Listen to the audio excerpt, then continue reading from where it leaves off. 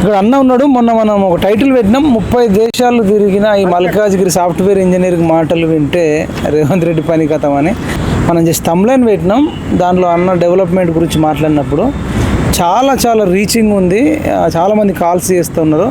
అన్నను కూడా మళ్ళొకసారి మాట్లాడదాం, మరి చాలామంది ఇంకోసారి కూడా ఇంటర్వ్యూ చేయి ఇంకా కొన్ని విషయాల మీద అని చెప్పేసి అడిగిరు. మోహన్ అన్న మనతో పాటు ఉన్నాడు. అన్న నమస్తే. చెప్పండి అన్న, మరి మీరు పొలిటికల్గా ఎంట్రీ ఇస్తున్నారా?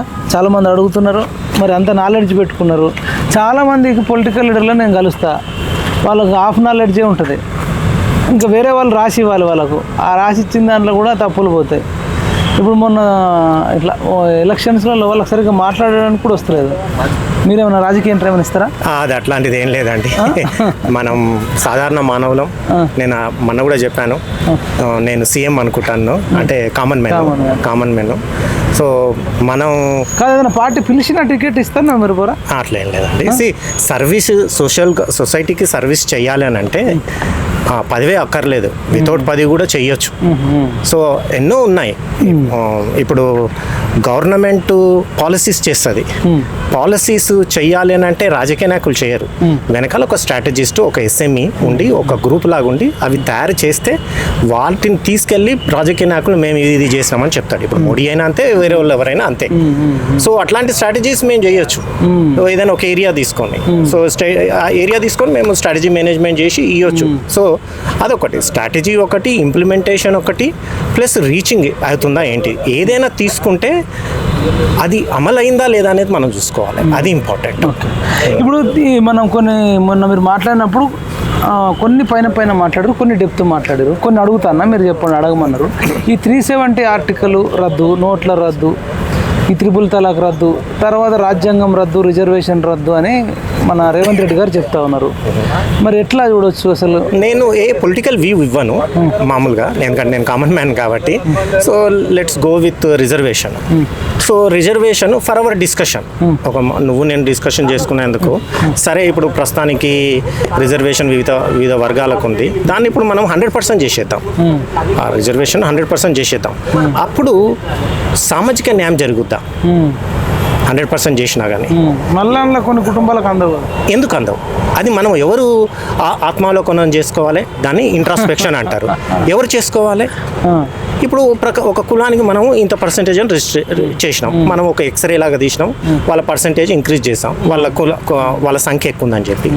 సో మనము 5 సంవత్సరాల తర్వాత ఏం చేద్దాం కదా, ఓకే ఆ కులంలో వాళ్ళందరికీ సామాజిక న్యాయం జరిగిందా అని మనం ఒక మళ్ళీ చూడాలి కదా, ఇంపాక్ట్ఫుల్ ఉందా లేదా అనేది చూడాలి కదా. మనం రిజర్వేషన్ ఇచ్చిన దాన్ని ఇంపాక్ట్ఫుల్ ఉందా మళ్ళీ చూస్తే మళ్ళీ వచ్చింది. మరి 100% కంటే ఎక్కువైతే ఏం చేయలేం కదా. సో దీన్ని బట్టి ఏందని అంటే ఎవరైతే రిజర్వేషన్లు పొందుతున్నారో వాళ్ళు కొన్ని త్యాగాలు చేయాలి. ఏం త్యాగాలంటే, ఇప్పుడు నేను రిజర్వేషన్ యూజ్ చేసుకున్నాను, నేను కలెక్టర్ అయినాను, నేను డాక్టర్ అయినాను, నేను కోటీశ్వరుని అయినాను, నేను రిజర్వేషన్ తోటి నేను ఎమ్మెల్యే అయినాను, నేను ఎంపీ కూడా అయ్యాను. మళ్ళీ అదే ఎమ్మెల్యే అదే రిజర్వేషన్ యూజ్ చేసుకొని అదే ఎంపీ మళ్ళీ ఎంపీ ఎమ్మెల్యేగా 4 తరాలు అవుతున్నాయి. ఆయన కొడుకు కూడా ఎంపీ అవుతుండే, ఎమ్మెల్యే అవుతున్నాడు. సో మరి వాళ్ళు ఆ త్యాగాన్ని చేసి కాన్స్టిట్యూషన్ ప్రకారం లేదు, నేను ఈ యొక్క కాన్స్టిట్యూషన్ ప్రొవిజన్లు ఉన్న రిజర్వేషన్ యూజ్ చేసి నేను కలెక్టర్ అయినా, నేను ఎంపీ అయినా, నేను డాక్టర్ని అయినా, నేను నా కుటుంబం పడ్డది. నా కులంలోనే వేరే ఒకడు ఉన్నాడు, బీదవాడు ఉన్నాడు, వానికి ఇది రావాలి అనంటే ఈ కాన్స్టిట్యూషన్ ప్రొవిజన్స్ అతనికి అందాలంటే ఏం చేయాలి? నేను ఆపాలి. సో అని మార్పు వాళ్ళలో రావాలి, అంతగాని నువ్వు 110-20% చేసినా రాదు. సరే, ఇప్పుడు రాజ్యాంగం రిజర్వేషన్స్ రద్దు అయ్యే ఛాన్స్ ఉందా మోడీ మళ్ళీ గెలిస్తే? నేను అంటే ఎక్స్పెక్ట్ మీ జస్ట్ వ్యూ లేదు. అది చాలా దేశంలో చాలా ప్రాబ్లమ్స్ ఉన్నాయి. దేశాన్ని ముందుకు వెళ్ళాలంటే చాలా రంగాలు ఉన్నాయి. ఆ రంగాలలో మనము ఎట్లా ముందుకెళ్ళాలి అలాంటి ప్లానింగ్ తోటి రావాలని. కానీ ఇట్లాంటివన్నీ హెడ్లైన్ సబ్జెక్ట్స్, మనం హెడ్లైన్స్కి వెళ్ళకూడదు. హెడ్లైన్స్ అయితే రిజర్వేషన్స్ రద్దు చేస్తారు అని ఆయన ఒక స్టేట్మెంట్ ఇచ్చాడు. దాని తర్వాత మోడీ గారు తెలంగాణకు వచ్చి మొన్న జహీరాబాద్లో అనుకుంటా, నేను బతుకున్నన్ని రోజులు రిజర్వేషన్స్ తీసేయనన్నాడు. వీళ్ళిద్దరిట్లలో అంటే ఎక్కువ నమ్మనట్టు ఎవరి మాటలు ఉన్నాయని మీ విశ్లేషణ? మా విశ్లేషణ దాని కాదు. ఇప్పుడు ఇది కాన్స్టిట్యూషన్ ప్రొవిజన్, ఇది కాన్స్టిట్యూషన్ ప్రొవిజన్ 1990 వరకు ఉండాలని బాలాసాహెబ్ అంబేద్కర్ ఇచ్చారు. తర్వాత సామాజిక న్యాయం అందరికీ జరగలేదు కాబట్టి దాన్ని ఎక్స్టెండ్ చేసుకుంటూ వస్తూ మళ్ళా కమిషన్ ద్వారా ఓబీసీ వాళ్ళకు కూడా రిజర్వేషన్లు ఇచ్చారు. సో అది జరుగుతుంది. సో రిజర్వేషన్లు నేను ఇందాక దాన్ని మీరు అన్వయించుకుంటే 100% ఇచ్చినా అని సామాజిక న్యాయం జరగదు అన్లెస్ మనం త్యాగం చేయాలి. మన వీడియోలో కూడా నేను చెప్పాను, మహాభారతం యుద్ధంలో ధర్మం గెలవాలంటే మన వైపు కూడా త్యాగాలు ఉండాలి. అందుకే పాండవులలో ఉప పాండవులు చనిపోయారు, అభిమన్యుడు చనిపోయాడు. అంతేగాని అది ఉండాలి, ఉప పాండవులు ఉండాలి, అభిమన్యుడు ఉండాలి, అందరు ఉండాలంటే వాళ్ళు యుద్ధంలో గెలవలేకపోయేది. ధర్మం ఇది కూడా అంతే. ఇప్పుడు అందరికీ సామాజిక న్యాయం జరగాలి అని అనుకుంటే వాళ్ళు కొన్ని మార్పులు తీసుకురావాలి. సరే, ఒక ఎగ్జాంపుల్ ఉంది. ఇప్పుడు ఈడబ్ల్యూసి అనేది మోడీ గారు తీసుకొచ్చారు. అది ఎవరికి ఏం నొప్పియలే. ఆయన ఒక ఆలోచనతో తీసుకొచ్చాడు. ఎందుకంటే అన్ని కులాలలో కూడా పేదవాళ్ళు ఉంటారు, వాళ్ళకు కూడా మనం హెల్ప్ చేయాలని. సో అట్లాంటి కొత్త ఆలోచనలతోటి ముస్లిమ్స్ ఉన్న అందరు వాడుకోవచ్చు కదా. అది అన్ని కులాల వాళ్ళకు ఉంది. సో మనము ప్రజాప్రతినిధులు ఎందుకు ఎన్నుకుంటున్నా అంటే మనకు బాగుపడేది అందుకు. అంటే వాళ్ళు కొత్త ఆలోచనతో రావాలి. కొత్త ఆలోచన ఎట్లాంటి ఆలోచనలు ఉండాలి? సమాజాన్ని డివైడ్ చేసేది కాదు, సమాజాన్ని ఏకీకృతం చేసి ముందుకు చేసుకెళ్ళే లాగా రావాలి. అలాంటిది ఇప్పుడు 10% ఈడబ్ల్యూసీ ఇస్తే దానివల్ల అందరూ ఉపయోగపడ్డారు. అట్లే ఈ ప్రస్తుతం ఏదైతే రాజకీయ నాయకులు అంటున్నారో 2024 తర్వాత వాళ్ళు కూడా ఆలోచించి కొత్త ఐడియాస్ తోటి వస్తే అది అందరికీ ఆమోద్యం అయితే మంచిగా ఉంటుంది. అట్లాంటి ఐడియాలు రావాలి. ముందు రాజకీయ నాయకులు హెడ్లైన్ ఐడియాలు కాకుండా సమాజానికి పోయే అవకాశం ఉంటుంది. మొన్న మీరు ఇంటర్వ్యూలో కొంచెం సరే డైరెక్ట్ మోడీకి చేయగొట్టకపోయినా, బీజేపీకి చేయగొట్టకపోయినా కొన్ని డెవలప్మెంట్ యాక్టివిటీస్ జరిగినాయి. వందే భారత్, రైల్వేస్, తర్వాత రోడ్లు అని ఇట్లా చెప్పుకుంటూ వచ్చారు. మరి మీరు అంటే ఎట్లా ఇప్పుడు మరి నా రేవంత్ రెడ్డి ఏమంటున్నారంటే గాడిది గుడ్డిచ్చింది బీజేపీ మోడీ అని అంటారు. అంటే దీనికి చాలా తేడా ఉంది. గాడిది గుడ్డి అంటే దాని మీనింగ్ సున్నా. మరి మీరు ఆ సీఎం లెవెల్ ఉన్న వ్యక్తి చెప్పిన దానికి మీరు కామన్ మ్యాన్, మీరు సీఎమే, ఆయన సీఎం అనుకో. నేను చూసింది, నేను ప్రత్యక్షంగా చూసింది నేను చెప్పాను. ఇప్పుడు రేవంత్ రెడ్డి గారు 5 సంవత్సరాల తర్వాత ఇప్పుడు మన రాష్ట్ర అభివృద్ధికి పాటుపడతారు. ఆయన కూడా ప్రణాళికలతోటి వస్తున్నారు కదా. అప్పుడు 5 సంవత్సరాల తర్వాత మళ్ళీ ఇంటర్వ్యూ ఇస్తే దాన్ని మనం కంపేర్ చేయొచ్చు. Imlibun bus station plus Kacheguda railway station compare చేయొచ్చు. అట్లాంటివన్నీ చూడొచ్చు. స్వచ్ఛ భారత్ చూడొచ్చు. మన ఇంకోటి కూడా ఉంది, ఏదైనా స్కీమ్ పెడితే నాకు కామన్ మ్యాన్గా కూడా ఎవరన్నా గవర్నమెంట్ ఇది చేస్తున్నా అది చేస్తున్నా అంటే కూడా కొంచెం మాలాంటి మధ్యతరగతి వాళ్ళకు కూడా కొంచెం భయం అవుతుంది. ఇప్పుడు మోడీ గారు స్వచ్ఛ భారత్ పెట్టారు, హైయర్ ఎడ్యుకేషన్ అని చెప్పి పెట్టారు. అంతకంటే ముందు ఏదైనా ఇవి పెట్టినప్పుడు ఒక సెస్ అనేది యాడ్ చేస్తారు. ఆ సెస్ మళ్ళీ ఎవరి మీద పడుతుంది? ఇప్పుడు స్వచ్ఛ భారత్ సెస్ ఉంది అంటే ట్యాక్స్ మీద ట్యాక్స్, హైయర్ ఎడ్యుకేషన్ సెస్ ఉంది ట్యాక్స్ మీద ట్యాక్స్. అది ఎవరి మీద పడుతుంది? ట్యాక్స్ పేమెంట్ మీద, మళ్ళీ మన పేరు మీద పడుతుంది. సో వాళ్ళు జేబులోకి వెళ్ళి ఏం తీయరు. ఉన్నదాన్ని వాళ్ళు ఆలోచించి చక్కగా చేస్తే ఏం కాదు. ఏదైనా స్కీమ్ తీసుకొచ్చిండ్రానంటే ఇండైరెక్ట్గా అది మన మీదనే పడుతుంది. సో మోడీ గారు తీసుకొచ్చిన స్వచ్ఛ భారత్, దాని మీద స్వచ్ఛ భారత్ కోష్ అయితే వేసిరు కదా. స్వచ్ఛ భారత్ మంచిది అంటారు, పథకం మంచిదే. కానీ మోడీ అన్ని ఊకిండు, కానీ మిగతా వాళ్ళు మనం కూడా పాటించాలి కదా ప్రతి దగ్గర. అంటే కొంత మార్పు వచ్చింది 10 years బ్యాక్. ఈ స్వచ్ఛ భారత్ వచ్చిన తర్వాత ఒక 10%, 20% ఏమైనా వచ్చిందంటారా? అంటే ఇప్పుడు మీరు ఇందాక ఇన్ఫ్రాస్ట్రక్చర్ అనేది బిల్డ్ కావాలి. మీరు అభివృద్ధి అని అందరు అంటారు. ప్రతి ఒక్కరి నోట్లో అభివృద్ధి వస్తుంది, ప్రతి రాజకీయ నాయకుడి నోట్లో. But what is the definition of అభివృద్ధి? ఎవరు నేను అది చేసిన, నేను ఈ అభివృద్ధి చేసిన, వాట్ ఈస్ ద డెఫినేషన్? ఆ డెఫినేషన్ ఇస్తే మాకు అర్థమవుతుంది. సో ఆ డెఫినేషన్ ఇస్తే ఓకే ఇది నేను అభివృద్ధి చేస్తున్నా, ఇది నేను చేద్దాం అనుకుంటున్నా అనేది 4 సంవత్సరాల తర్వాత జనాలు చూస్తారు ఓకే ఇది చేసిండా లేదా అనేది. అభివృద్ధి అనేది ఏంటంటే నేను బయటకు వస్తే నాకు మంచి రోడ్లు ఉండాలి, నేను నడిచేదందుకు నాకు ఫుట్పాత్ ఉండాలి. కానీ ఎవరు నడుస్తున్న ఫుట్పాత్ ఉన్నాయా? మనకు ఫుట్పాత్ ఉంటాయి, కానీ ఫుట్పాత్ ఇప్పుడు మనం వెళ్ళి హైదరాబాద్లో ఏ కోణాలు కానీ, హైదరాబాద్లో కాదు భారతదేశంలో ఎక్కడ వెళ్ళినా కానీ మీరు 1 కిలోమీటర్ కాదు కదా, 1/2 కిలోమీటర్ ఫుట్పాత్ కూడా ఉంటుంది, కానీ మనం నడవలేము దాని మీద. ఇప్పుడు మన అమ్మలను చూస్తున్నాం, అక్కలను చూస్తున్నాం, అందరూ రోడ్డు మీదే నడుస్తారు. మన యొక్క ఒకసారి ఆలోచిస్తే అనిపిస్తుంది ఊర్లలో కానీ ఎక్కడైనా కానీ 80% ఆఫ్ ద మన లైఫ్ అనేది రోడ్డు మీదనే ఉంటుంది. రోడ్డు మీదనే పశువులు ఉంటాయి, రోడ్డు మీదనే మనం బియ్యం ఆరబోస్తాం, అన్నీ చేస్తాం. ఎందుకంటే మనకి ఇన్ఫ్రాస్ట్రక్చర్ లేదు కాబట్టే రైతు రోడ్డు మీద పోస్తున్నాడు. గిడ్డంగులు అట్లా అంటే నేను చెప్తున్నాను ఇన్ఫ్రాస్ట్రక్చర్ అనేది డెఫినేషన్ కావాలి. ఇప్పుడు ఇన్ఫ్రాస్ట్రక్చర్ అనేది రోడ్లకు ఇన్ఫ్రాస్ట్రక్చర్ డెఫినేషన్. మీరు వ్యవసాయం చూసుకుంటే what is the definition of అభివృద్ధి దానికి ఒక డెఫినేషన్ ఉండాలి ప్రతి రంగంలో. ఉండి తర్వాత 5 సంవత్సరాల తర్వాత జనాలకు చెప్పాలి, ఒక నేను ఇది అన్నాను, నేను ఇది చేసినాను, నేను హై క్లాస్ రోడ్ వేస్తున్నాను అన్నాడు. హై క్లాస్ రోడ్ ఉన్నదా లేదా?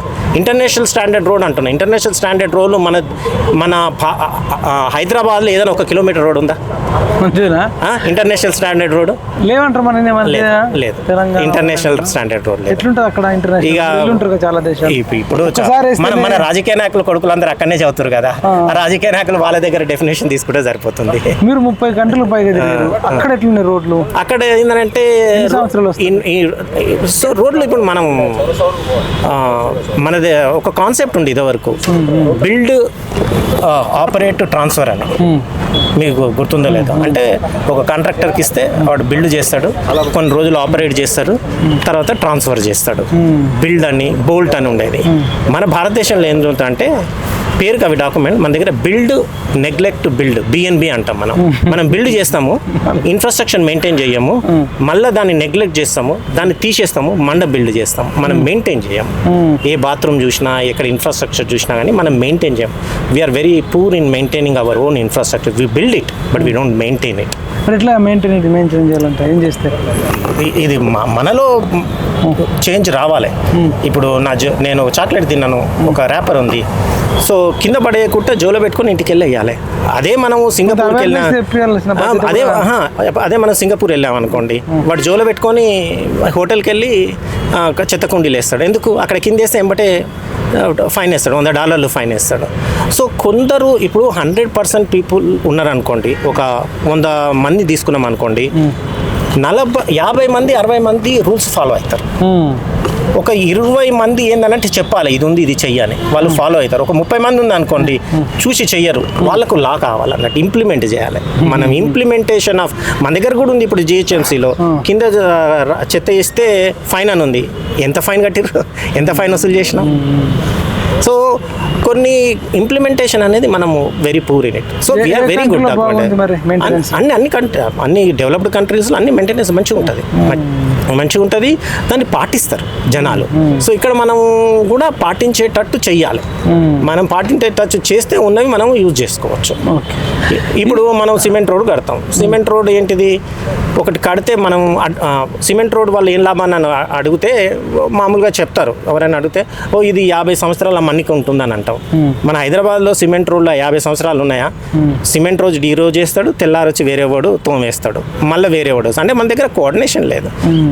ఓవర్ డిపార్ట్మెంట్ వాళ్ళు చేసుకుంటూ వెళ్ళిపోతూనే ఉంటారు. కోఆర్డినేషన్ ఉండి చేస్తే రోడ్లు కూడా 50 సంవత్సరాలు ఉంటాయి. సో వాడు వచ్చి సపోజ్ నేను ఒక డ్రైనేజ్ లైన్ కానీ ఒక కేబుల్ లైన్ కానీ వేయాలంటే వాడు వేసిపోతాడు, కానీ వేసినట్టు కూడా మనకు తెలియదు. అట్లా అన్ని వ్యవస్థ ఉంటుంది.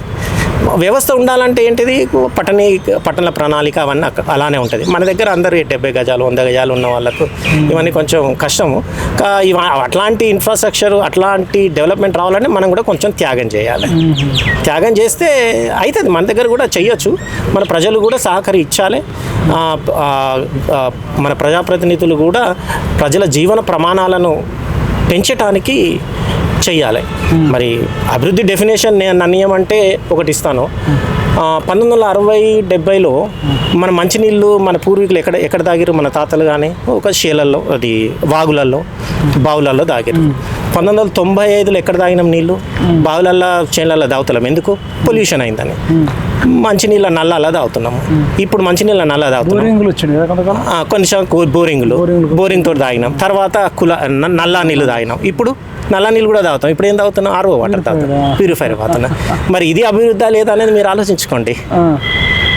అభివృద్ధి అంటే మరి అది కాదు కదా. అంటే పొల్యూషన్ ఈజ్ నాట్ అన్ అభివృద్ధి. సో మనం ప్రతిదీ పొల్యూట్ చేస్తాం. వాటర్ను పొల్యూట్ చేస్తాం, ఎయిర్ను పొల్యూట్ చేస్తాం, నేలను పొల్యూట్ చేస్తాం. అదే కాదు కదా. ఇప్పుడు ఎట్లా మరి ఎంత పొల్యూషన్ అయింది? ఎయిర్, వాటర్, ల్యాండ్, పర్యావరణం ఏంది పరిస్థితి మరి ఇప్పుడు భవిష్యత్తులో? ఇప్పుడు మీరు మీరు ఆలోచిస్తే ఇప్పుడు మ్యానుఫ్యాక్చరింగ్ అంతా ఎక్కడవుతుంది? ఇదివరకు 1857 అనుకుంటాను మాంచెస్టర్ యూకేను అందులో అక్కడ పట్టణీకరణ పారిశ్రామీకరణ స్టార్ట్ అయింది. ఇండస్ట్రియల్ రివల్యూషన్ అనేది స్టార్ట్ అయింది మాంచెస్టర్లో. అట్లే ఇంగ్లాండ్ మొత్తం జరిగింది. ఒక 20 సంవత్సరాలలో థేమ్స్ నది అనేది మొత్తము మన మూసీలాగా మురికి కూపంలాగా అయిపోయింది. డెవలప్డ్ కంట్రీలో అప్పుడు వాళ్ళకి అర్థమైంది ఏంటంటే మనం ఇండస్ట్రీస్ మన దగ్గర ఉంటే ఈ పొల్యూషన్ ఉంటుంది, ఎక్కడ ఇండస్ట్రీస్ ఉన్నా పొల్యూషన్ ఉంటుంది అని చేసి ఏం చేసిరంటే ఏదైతే పొల్యూటెడ్ ఉండవో అంటే ఆర్కిటెక్చరు, డిజైన్, ప్లానింగ్ అట్లాంటి వాళ్ళ దగ్గర పెట్టుకున్నారు. మ్యానుఫ్యాక్చరింగ్ అంతా స్లోగా థర్డ్ వరల్డ్ కంట్రీకి స్టార్ట్ చేశారు, చైనాకు, వియత్నాం. అక్కడ పొల్యూషన్ అయింది. ఇప్పుడు వాళ్ళు ఏం చేసి 30 సంవత్సరాలలో థేమ్స్ నదిని అంతా బాగు చేసి ఇప్పుడు మంచినీటి వంటలాగా చేసుకున్నారు. సో వాళ్ళ ఆలోచన అట్లా అన్నట్టు.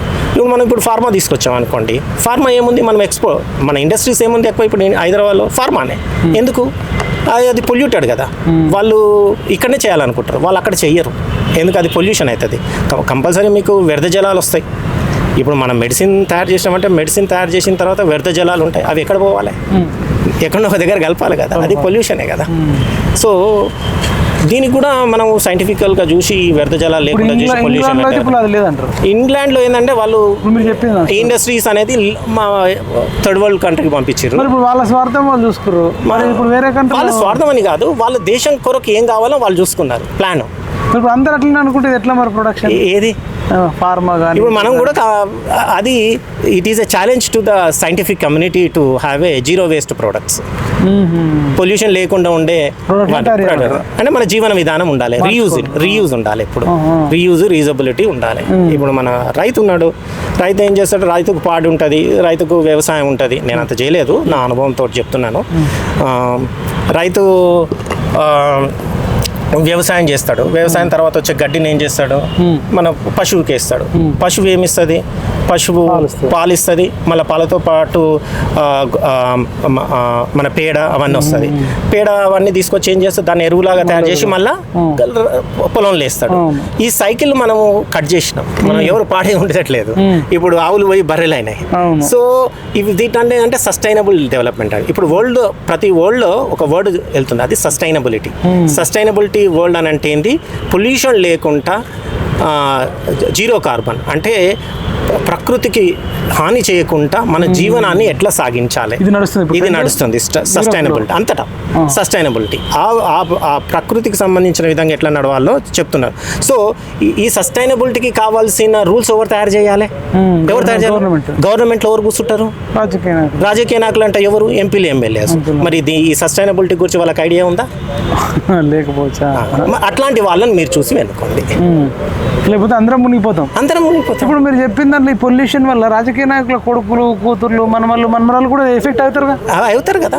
హైదరాబాద్ చుట్టూ ఫార్మా కంపెనీలు వచ్చాయి అంటే వాళ్ళు ఏంటంటే వాళ్ళకు ఒక 2-3 ఎకరాలు ఉంటుంది, ఫామ్ హౌస్లు ఉంటారు, వాళ్ళకు పచ్చని గ్రీనరీ ఉంటుంది. వాళ్ళు మాత్రం ఆర్గానిక్ ఫుడ్ తింటారు. ఆర్గానిక్ ఉంటుంది కదా, వాళ్ళు ఎందుకంటే వాళ్ళు అఫోర్డ్ చేస్తారు కదా, వాళ్ళకు అఫోర్డబిలిటీ ఉంది, డబ్బులు ఉన్నాయి కదా. మనకు లేదు కదా, నీకు నాకు లేదు కదా. నేను మందేసిన పంటలే తినాల్సి వస్తుంది.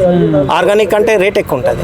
ఇప్పుడు వ్యవసాయదారులను ఆర్గానిక్ వైపు మళ్ళిస్తాం అనుకోండి, వాళ్ళకి చాలా బ్రహ్మాండంగా ఇప్పుడు జనాలు అందరూ ఆర్గానిక్ వైపు వెళ్ళాలనుకుంటున్నారు. ఫుడ్ ఆర్గానిక్ తిన్నా, హెయిర్ అయితే ఆర్గానిక్ పీల్చుకోలేరు. ఇప్పుడు ఎయిర్ పొల్యూషన్ అదే తగ్గించాలి, అవన్నీ చూడాలి.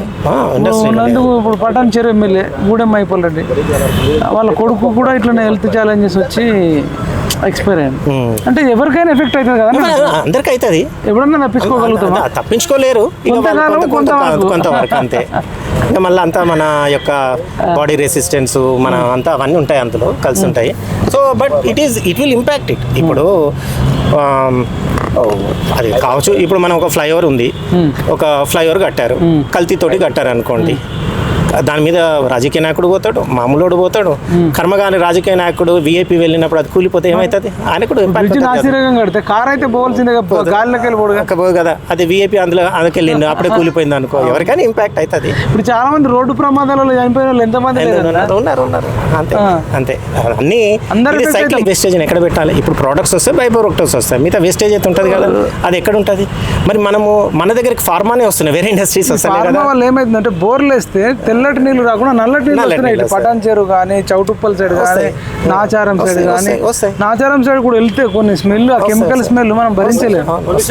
అంటే ఇప్పుడు ఇది డెవలప్మెంట్ మన ప్రాణాలకు హాని చేసుకునే డెవలప్మెంట్. అది మనం ఇంట్రోస్పెక్షన్, ఆత్మావలోకనం చేసుకోవాలి. ఆత్మావలోకనం చేసుకొని ఆలోచించాలి, మనం ముందుకెళ్తున్నామా వెనకకి వెళ్తున్నాం. నేను ఒక ఎగ్జాంపుల్ ఇచ్చినాను కదా, ఇప్పుడు 1970-60లో నువ్వు నీళ్ళు ఎక్కడ తాగినావు, ఇప్పుడు ఎట్లా తాగినావు. అది దాన్ని మనం, ఇది మన ఫ్యూచర్ మన చేతులు ఉంది. మనము మన తాతలు మనకు మంచి వాతావరణాన్ని ఇచ్చారు. మన తాతలు, మన ముత్తాతలు మనకు మంచి వాతావరణాన్ని ఇచ్చారు. సో వాళ్ళు రెస్పాన్సిబిలిటీగా వాళ్ళు ఇచ్చారు. ఇప్పుడు మన రెస్పాన్సిబిలిటీ ఏంది? మనము కూడా మన మనవలకు, మన కొడుకులకు మంచి వాతావరణాన్ని ఇవ్వాలి, మంచి దేశాన్ని ఇవ్వాలి, డెవలప్డ్ కంట్రీని ఇవ్వాలి. అది ఎవరి చేతిలో ఉంది? మన చేతిలో ఉంది. ఆశ పడకూడదు. మనిషి ఆశ వల్లనే ఇలా అవుతుంది. ఆశ కూడా దురాశ స్వార్థం కూడా కాదన్న, ఇంకా మితిమీరిన ఆశ, దురాశ వల్లనే, దురాశ దుఃఖానికి చేటు. ఆశ పడడం వేరు కానీ దురాశ పడడం, ఎక్కువ సంపాదించాలి, ఇంకా ఎక్కువ సంపాదించాలి అనే అది. ఇక ఏ రాజుల సొమ్ము రాళ్లపాలు మనకు తెలిసేనా? నిజాంకు 2 లక్షల ఎకరాల భూమి ఉండే హైదరాబాద్. వాళ్ళ లాస్ట్ ముని మనమడు టర్కీలో చచ్చిపోయిండు. అంతే, ఇక్కడ తీసుకొచ్చి పడేసారు. ఇప్పుడు మనకు మీరు ఏ రాజవంశాన్ని తీసుకున్నా కానీ, గుప్తుల రాజవంశం తీసుకున్నా, మొఘలులు తీసుకున్నా కానీ, ఏ రాజవంశం అయినా 3 తరాలు 4 తరాలే ఉంది, 5వ తరం లేదు. ఇప్పుడు మొఘలు తీసుకుంటే బాబర్, అక్బరు, షాజహాను, ఔరంగజేబ్ తర్వాత ఎవరు ఉన్నారు? లేరు. ఎందుకు? వాళ్ళకు సుఖానికి అలవాటు పడ్డారు. తర్వాత వాళ్ళు మేనేజ్ చేయాలనేదో తెలియదు, రూలింగ్ మర్చిపోయి సుఖాలకు. అట్లే ఇప్పుడు ఎవరైతే కోట్లు చేస్తున్నారో వాళ్ళు 2-3 తరాలు ఉంటారు. తర్వాత వాళ్ళకు మేనేజ్ చేసేది లేదు కాబట్టి ఆ డబ్బు ఎట్లా వస్తుందో అలా పోతుంది, అంతే. సో తర్వాత మళ్ళీ వాళ్ళు 0 నుంచి స్టార్ట్ చేయాల్సిందే. సో మనం ఇవ్వాల్సింది ఏంది? భావితరాలకు మంచిది, జ్ఞానము, విజ్ఞానము, సమాజానికి ఉపయోగపడే వర్క్ ఇవ్వాలి. అట్లా ఇస్తే తరతరాలు హ్యాపీగా ఉంటారు. డబ్బే ప్రతిదీ హ్యాపీ అని కాదు, డబ్బు కావాలి జీవించేందుకు, అదే జీవనం కాదు. ప్లాస్టిక్ గురించి విపరీతమైన ప్లాస్టిక్ వల్ల ఈరోజు మార్కెట్కి వెళ్ళినా, ఫ్రైడే మార్కెట్కి వెళ్ళినా, సాటర్డే మార్కెట్కి వెళ్ళినా, సండే మార్కెట్కి వెళ్ళినా, కూరగాయలు, టమాటాలు, వంకాయలు ఇవన్నీ కూడా, అంటే కొత్తిమీర ప్లాస్టిక్లో పెట్టి తీసుకుంటారు. ఎందుకు మన ఇంట్లో కూడా పచ్చళ్ళు ప్లాస్టికే, మీరు మంచినీళ్ళు తాగేది ప్లాస్టికే, మీరు వాటర్ బాటిల్ ప్లాస్టికే, ప్రతిదీ ప్లాస్టిక్ మయమైంది. ఇంత ప్లాస్టిక్ లేదు కదా. ప్లాస్టిక్ అనేది భూతమే. ఇప్పుడు క్యాన్సర్ వస్తుంది, అన్నీ వస్తున్నాయంట. అరే మేము మంచిగానే ఉన్నా, అన్నీ తిన్నాము. ఇప్పుడు మనం తినే దాంట్లో కెమికల్ ఉంది, మనం వాటరు ప్లాస్టిక్దే వాడుతున్నాము. సో మనలో చైతన్యం రావాలి. ఇప్పుడు మనం కూరగాయలకు వెళ్తే మనం ఏం చేస్తాం? ఖాళీ చేతులతో వెళ్తాము, సంచి తీసుకెళ్ళాలి. సో అక్కడికి వెళ్తే మనం కవర్ ఇయ్యని అడుగుతాము. సో కవరు బ్యాన్ ఉంది, అయినా కానీ నడుస్తూనే ఉంది. ఉన్నది కానీ నడుస్తూనే ఉంది. నేను చెప్పాను కదా, ఇంప్లిమెంటేషన్ చాలా ఉంటుంది. అది కొన్ని రాష్ట్రాలలో ఉంది. ఇప్పుడు మనం చెన్నై, బెంగళూరులో ప్లాస్టిక్ కవర్లు లేవు. లేవు, వాళ్ళు బ్యాన్ చేశారు. అక్కడ ఉన్న మున్సిపల్ కార్పొరేషన్ లేదు. హైదరాబాద్లోనే ఉంది. ఇక్కడ కూడా బలంగా అనుకుంటే అవుతుంది. మానవుడు ఏదనుకున్నా అవుతుంది. మనం ఒక సంకల్పం తీసుకొని మనం ఇది చేయాలనుకుంటే అవుతుంది. మన దగ్గర సంకల్ప లోపం ఉంటే ఎట్లయితుంది? ఇప్పుడు వచ్చిన సీఎం చేస్తారంటారు రేవంత్. అది నాకు తెలియదు, అది ఒక సంవత్సరం తర్వాత మనం వల్ల డిబేట్ చేసుకుందాం కానీ అవుతుంది గాంధీ అనేది. ఇప్పుడు ప్లాస్టిక్ నివారణ మీద, పర్యావరణం మీద చేయాలన్నా, తులం బంగారము అమ్మాయిలకు, ఒక స్కూటీ ఫ్రీగా, కరెంటు ఫ్రీగా, ఇంకా గ్యాసు, ఇట్లా మళ్ళీ స్కూటీలకు పెట్రోల్ ఫ్రీ. ఇలాంటి పెళ్లి చేసుకుంటే బట్టలు కొనుక్కోవడానికి కొన్ని డబ్బులు, ఎట్లా మేకలు కొనుక్కోవచ్చు 2. ఇదా అంటే ఇది బెటరా? పర్యావరణం, ప్లాస్టిక్ నివారణ, స్వచ్ఛత, ఇట్లా అంటే డెవలప్మెంట్ కావాలి. ఎట్లా అంటే సస్టైనబుల్ డెవలప్మెంట్. నువ్వు జాబ్ ఇవ్వు, ఇండస్ట్రీలు పెట్టు, జాబులు పెట్టు, సస్టైనబుల్ ఇండస్ట్రీ చెయ్యి, కొత్త కనుక్కో, కొత్త ఐడియాస్ తోటి రండి.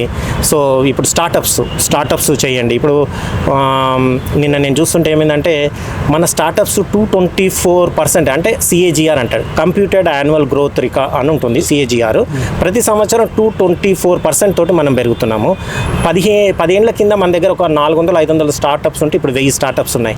సో మనం అందరినీ బీట్ చేసాము. ఈ స్టార్టప్స్ అనేది ఏరోస్పేస్లు ఉన్నాయి, ఈవెన్ మన శాటిలైట్ కూడా స్టార్టప్ వాళ్ళే చేశారు ఒకటి.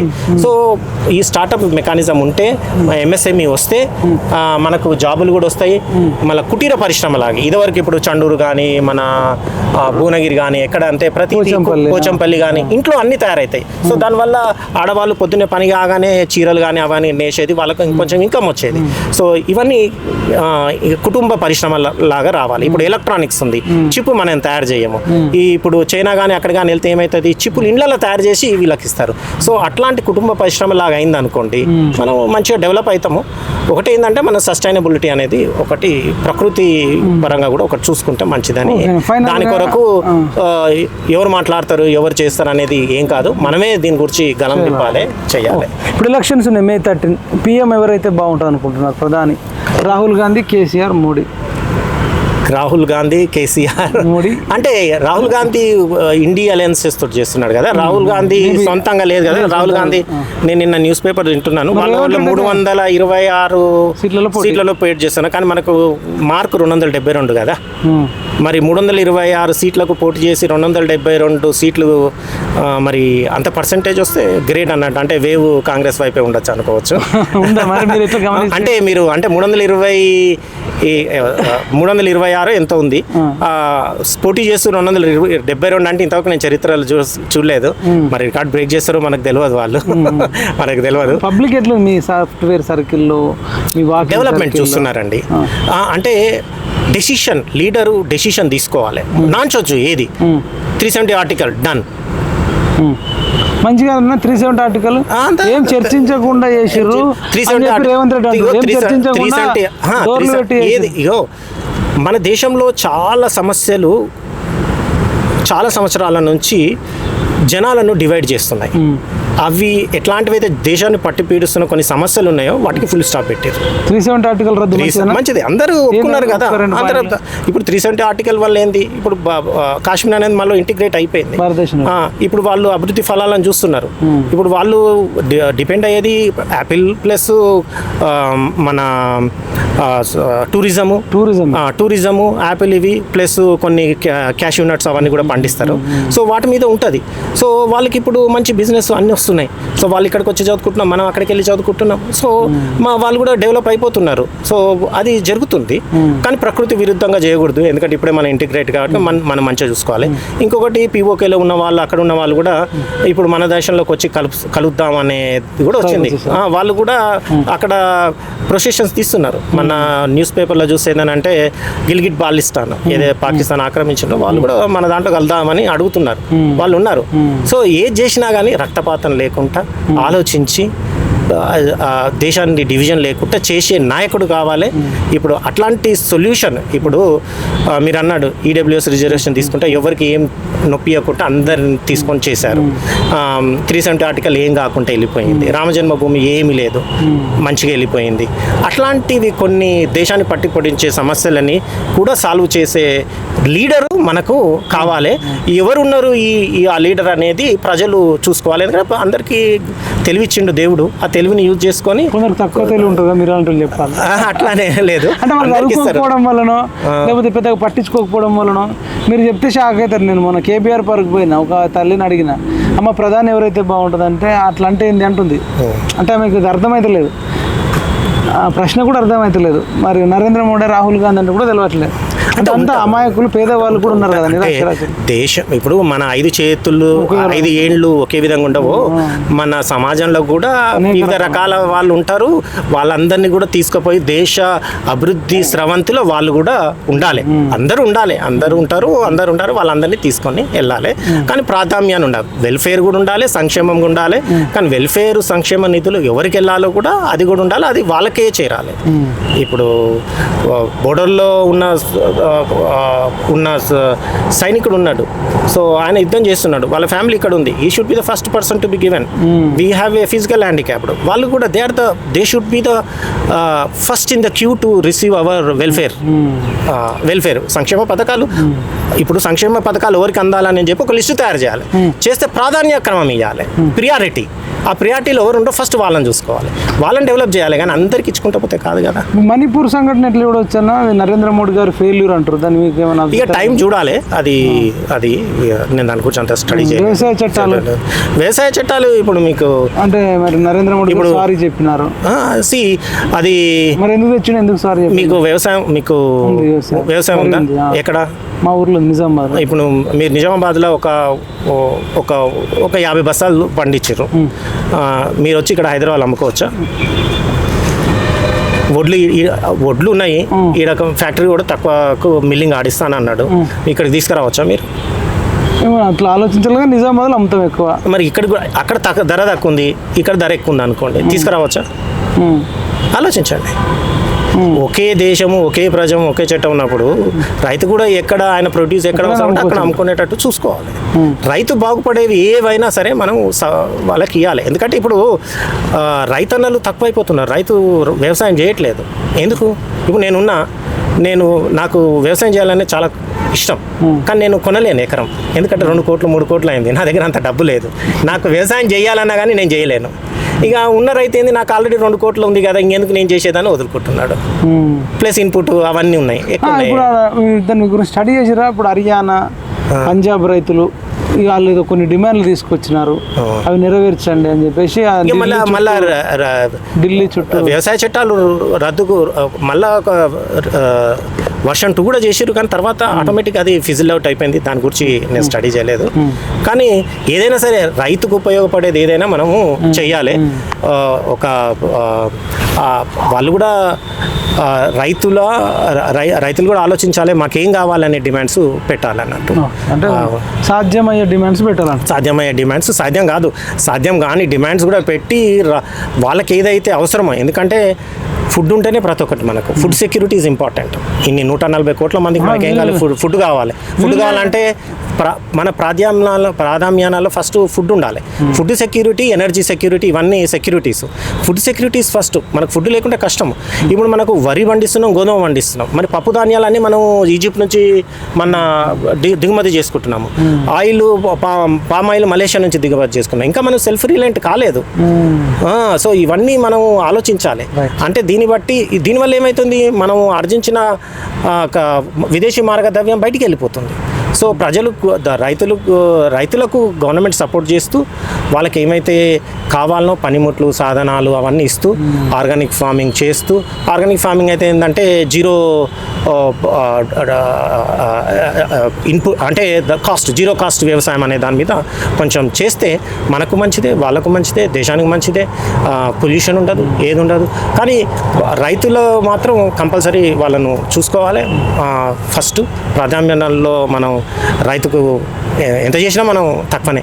ఎందుకంటే ఇక మీకు కూడా తెలిసే కదా, ఎంత 6 కాలాలు శ్రమపడి పండించిన పంట, పాపలాగా పిల్లలాగా చూసుకున్న పంట మన మార్కెట్ యార్డ్ తీసుకొస్తే రేట్ రాక, ఒకవేళ రేట్ రాక ఉంచుదామని అంటే కంట్రోల్ చేస్తే బాగుంటుంది. అట్లా అని కాదు, నేను స్టడీ చేయాలి. స్టడీ చేసి where is a will there is a way అని ఉంటుంది. సో దీన్ని రైతులకు ఎట్లా ఉపయోగపడుతుంది అనేది చూసుకోవాలి. అందులో ఇప్పుడు ఎగ్జాంపుల్, ఇప్పుడు నిన్ననో మొన్న చూస్తే టొబాకో ఉంది. టొబాకో అనేది రేట్ ఇప్పుడు 200-300% పెరిగింది. ఎందుకు? ఇండోనేషియాలో చీడపురుగు పట్టింది. చైనా వాళ్ళు కూడా పండిస్తారు, కానీ చైనా వాళ్ళ ఎక్స్పోర్ట్ చేయట్లేదు, ఎందుకంటే వాళ్ళ కంట్రీకి అవసరమైంది. మలేషియాలో కూడా రావట్లేదు. ఇప్పుడు మన దగ్గరకు వచ్చారు. సో రైతులు కూడా ఆలోచించి పంట రేట్ వచ్చినప్పుడు అమ్మేటట్టు చూస్తే సో రైతులకు ఉపయోగపడి ఉంటుంది. ఇప్పుడు టమాటా రేట్ ఒక్కసారి 200 అయింది అంటే పండించినప్పుడు నిల్వ ఉంచే గిడ్డంగులు ఉండాలి. అట్లాంటివి చెయ్యాలి. ఓకే, ఫైనల్గా మీరు ఎవరు కోటేస్తారు మరి? ఇప్పుడు మోడీ, రాహుల్ గాంధీ, కేసీఆర్? ఎవరైతే దేశానికి అభివృద్ధి చేస్తారో వాళ్ళ యొక్క మేనిఫెస్టో చూస్తా నేను. ఇంకా బీఆర్ఎస్ అయితే మేనిఫెస్టో చూడలేదు. ఈ రెండింటి అయితే మేనిఫెస్టో చూసిన, పాంచన్య చూసిన, దేశాభివృద్ధికి చూసిన. సో దేశ అభివృద్ధికి ఎవరైతే పాటుపడతారో, దేశాభివృద్ధికి, దేశాన్ని ముందుకు తీసుకెళ్ళి దేశాన్ని సుభిక్షంగా ఉంచుతారో వాళ్ళకే నా ఓటు. అండ్ నేను కూడా ఫైనల్గా నేను అందరికీ చేసేది ఏంటంటే, నేను ఫైనల్గా చెప్పేది ఏంటంటే ఓట్లు అనేది ఒక పండగ అనేది అందరూ జరుపుకోవాలి, కుల మత అలా అతీతంగా జరుపుకోవాలి. సో ఇప్పుడు మీరందరూ ఈ పండుగను జరుపుకోవాలంటే ఆ రోజు మీరు ఎక్కడున్నా కానీ పోలింగ్ స్టేషన్కి వెళ్ళండి, మీ ఓటుని వేయండి, సరి అయిన నాయకుడిని ఎన్నుకోండి. సరైన నాయకుడు ఎవరు చెప్పొచ్చు? సరైన నాయకుడు అంటే ఇది మనది పరోక్ష ఎన్నికలు, పార్లమెంట్. కొంత స్టడీ ఇప్పుడు పార్లమెంట్ అనేది ఏంటిది? పరోక్ష ఎన్నికలు. ఇక్కడ ఎంపీ వాళ్ళు వెళ్ళి అక్కడ ప్రైమ్ మినిస్టర్ ఎన్నుకుంటారు. నేను డైరెక్ట్ మోడీకి ఓటు వేయలేను, డైరెక్ట్ నేను రాజీవ్ గాంధీకి ఓటు వేయలేను, రాహుల్ గాంధీకి ఓటు వేయలేను. ప్రతినిధులను వీళ్ళు ఎంపీ ఉంటారు, ఈ ఎంపీలు అక్కడికి వెళ్ళి చేస్తారు. ఇక్కడున్న ఎంపీస్లలో ఏదైతే ఇప్పుడు నేను మల్కాజిగిరి ఉందో వాళ్ళు మేనిఫెస్టో తీసుకొస్తే ఇక్కడ అభ్యర్థిని చూస్తారా లేదంటే పైన ఉండే ప్రధాని అభ్యర్థిని చూస్తారా? అక్కడ చూస్తాం, ఇక్కడ మేనిఫెస్టో కూడా చూస్తాం. ఇప్పుడు నేను మల్కాజిగిరి ఉన్నాను, మల్కాజిగిరికి ఏం అభివృద్ధి చేస్తారు? ఇప్పుడు మేము ఈటలని అడుగుతాము, రాగిడి లక్ష్మారెడ్డిని అడుగుతాము, సునీత అక్కని అడుగుతాము. మీరు మల్కాజిగిరికి మీరు ఇంటర్నేషనల్ స్టాండర్డ్లో ఏదైనా 1 కిలోమీటర్ రోడ్ వేయగలుగుతారు? ఇప్పుడు మన దగ్గర లేదు కదా అది. నేను ఒక ఐడియా ఇస్తున్నాను వాళ్ళకు. ఒక కిలోమీటర్ ఇంటర్నేషనల్ రోడ్ వేయండి, ఎక్కడైనా ఒక వాదా చేయండి, ఒక ఇంటర్నేషనల్ స్టాండర్డ్ స్టార్టప్ చేపిస్తాను చెప్పండి. అట్లాంటివి కొన్ని నేను ఐఐటీస్ ఇప్పుడు మన దగ్గర ఇది బిట్స్ పిలాని ఉంది, ఇక్కడ ఏఎమ్స్ ఉంది, వాళ్ళతోటి మనం టైఅప్ చేసి మనకున్న ఇక్కడ యువతకు నేను ట్రైనింగ్ ఇప్పించి కొత్త కంపెనీలు పెడతాను. అట్లాంటివి నేను కొంచెం ఐడియాస్ ఇస్తున్నాను. సో ఇవన్నీ మల్కాజిగిరిలో ఉన్నాయి. అట్లాంటివి ఏమైనా చేస్తారేమని నేను వింటే వాళ్ళని దాని ప్రకారం ప్రాక్టికల్గా ఇది ఏమైనా అయ్యేటట్టు ఉంది. ఇప్పుడు మీరు వాళ్ళకు ఉండే టైంలో వాళ్ళకు మెంటల్ ఎక్కువ ఉంటుంది, అభ్యర్థులకు తీరిక ఉండదు. మీరు ఇవన్నీ చెప్తే ఎట్లా అంటున్నా అంటే ఇప్పుడు గెలిచిన తర్వాత 5 సంవత్సరాలు ఇదే కదా వాళ్ళకి ఇచ్చేది, వాళ్ళ టైం 5 సంవత్సరాలు. అయితే అందరికి వెళ్ళారన్న, ఇప్పుడు మీరు నిర్ణయం తీసుకోవాల్సిన సమయం అంటే నేను చూస్తాను. నేను 1 to 1 కాదు, వాళ్ళు సమాచార మాధ్యమాలలో వాళ్ళు మాట్లాడి నిర్ణయం తీసుకుంటాను. సమాచారం. Thanks sir. ఇదండి అన్నతోని మరి మొత్తం సైంటిఫిక్గానే మాట్లాడుతుంటాడు. డిఫరెంట్ కంట్రీలో ఎట్లా ఉంది, ఒక చాక్లెట్ దీన్ని కూడా అది ఆ కవర్ను కూడా మరి చెత్తబుట్టలు వేస్తారట డిఫరెంట్ దేశాలలో. నేను మొన్న రామ్నగర్ సైడ్ చూస్తున్నా, నేను 2 వీలర్ మీద వస్తుంటే ఒక ఆయన షాప్లో ఉండి ఛాయ్ తాగినట్టున్నాడు, సగం ఛాయ్ తీసి ఇట్లా రోడ్డు మీద ఇసిరేస్తున్నాడు. నా బండి మీద నేను ముందు పడ్డది. ఏందిరా నా దేశం ఇట్లా అయిపోయింది, ఇంకా ఇట్లాంటి వాళ్ళు ఎంతమంది ఉన్నారు అంటే ఏ మాత్రం రెస్పాన్సిబిలిటీ లేకుండా నా ఇంట్లో ఉండొద్దు, నా షాప్లో ఉండొద్దు, రోడ్డు మీద ఉన్నా సరే, ఎవడన్నా జారి పడ్డా సరే, ఆడు ముఖం మీద పడ్డా సరే, అది అక్కడనే పోయినా సరే, ఇట్లాంటి ఉంది.